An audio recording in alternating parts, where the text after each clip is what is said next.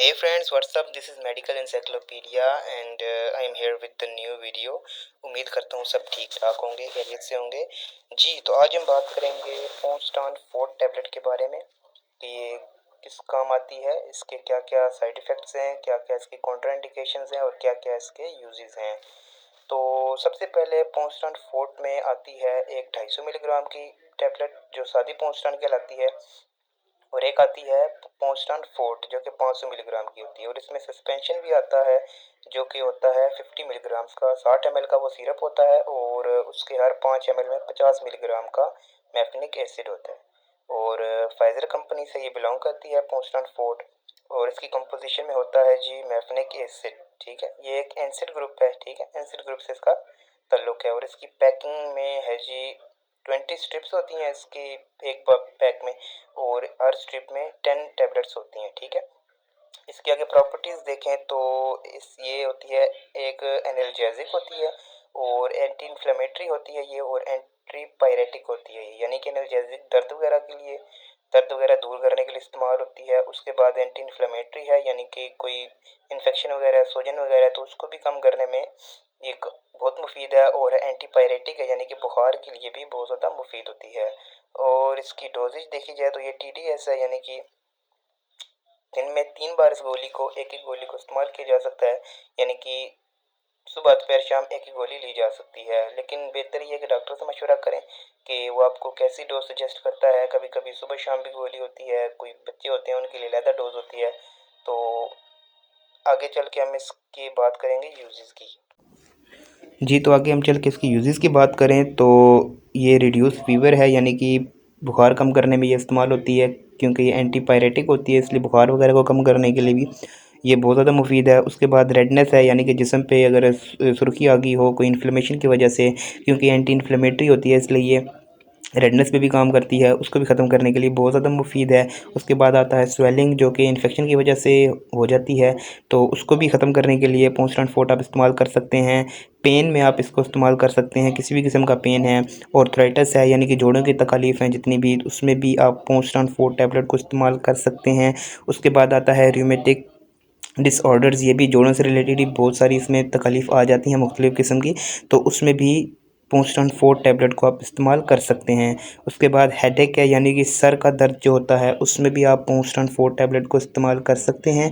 उसके बाद मसल एक है, यानी कि आपके पट्टे में अगर कोई खिंचाव है या दर्द है, शदीद दर्द है, उस दर्द को भी कम करने के लिए आप पोस्टान फोर्ट टैबलेट को इस्तेमाल कर सकते हैं। उसके बाद टूथ एक है, यानी कि दांत के दर्द के लिए भी दांत का दर्द है आपको, उसको भी कम करने के लिए आप पोस्टान फोर्ट टैबलेट इस्तेमाल कर सकते हैं, उसके लिए भी बहुत मुफीद है। उसके बाद आता है पेन आफ्टर ऑपरेशंस, यानी कि ऑपरेशन के बाद जो दर्द वगैरह होते हैं, जितने भी रिलेटेड उससे दर्द होते हैं, तो उसको भी दूर करने के लिए आप पोस्टान फोर्ट टैबलेट का इस्तेमाल कर सकते हैं। जी, तो साइड इफ़ेक्ट की बात करें तो स्टमक अपसेट इससे हो सकता है आपको, मतलब कि मैदा आपका डिस्टर्ब हो सकता है। इसके साथ साथ आपको डायरिया भी हो सकता है, यानी कि आपको पेचेस भी लग सकते हैं, आपका पेट भी ख़राब हो सकता है, आपको कॉन्स्टिपेशन हो सकती है। ये इसके साइड इफ़ेक्ट हैं सारे। कॉन्स्टिपेशन यानी कि कब्ज़ हो सकती है आपको, वोमिटिंग आपको हो सकती है, उल्टी वगैरह यानी कि आपको आ सकती है, लाइट हेडेडनेस हो सकती है, यानी कि आपको गुनूदगी सी आ सकती है, मतलब आपको कमज़ोरी महसूस हो सकती है। जैसे डिहाइड्रेशन के बाद बंदे को कमज़ोरी होती है, बंदा गिरने लगता है तो वो एकदम बैठ जाता है या लेट जाता है अपने आप को बचाने के लिए, तो इस तरह लाइट हेडेडनेस है, ये भी आपको महसूस हो सकती है। एलर्जिक रिएक्शंस आपको इससे बहुत सारे हो सकते हैं, अर्टिकारिया हो सकता है, और भी बहुत सारी मसाइल हो सकते हैं। आपकी जिल्द सुर्ख हो सकती है, धब्बे पड़ सकते हैं, ख़ारिश हो सकती है, तो एलर्जिक रिएक्शन इससे बहुत ज़्यादा हो सकते हैं आपको।